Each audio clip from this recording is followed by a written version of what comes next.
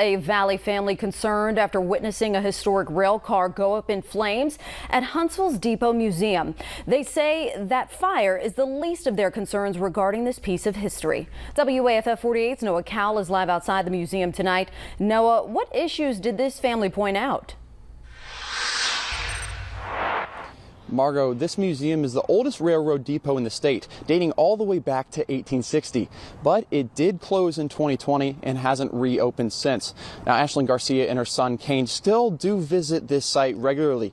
They say that the decline here is clear, and they're worried that it may get past the point of no return if something doesn't change very soon. For decades, the Huntsville Depot Museum was a spot for people to see a big part of the city's history, whether through daily tours, field trips, or even a site for prom pictures. For Ashlyn and Kane Garcia, it's just their second home. She's taken her son to see the old trains almost every week since he was 3 years old. Kane is obsessed with trains, and despite never having a museum tour, he knows what this place once offered. You could go inside that's ringing the bell, make noise on that steam locomotive.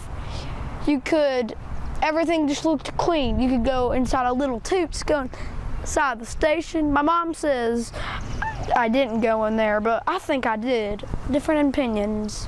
Kane spent the afternoon acting as a tour guide, showing all the functions of the old train. This steam locomotive was built in 1904. A tender is something that holds all the coal.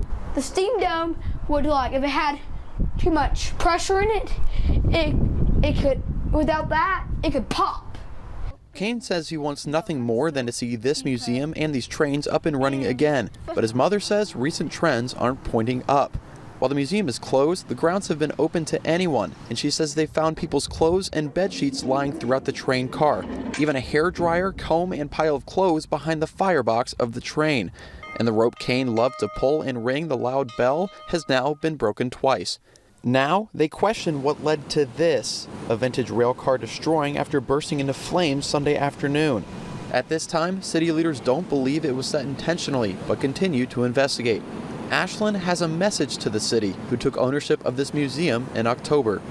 This is one of the basic things that we already have, so we should really try to go ahead and just take care of that instead of letting it demise to the point that there's no bringing it back.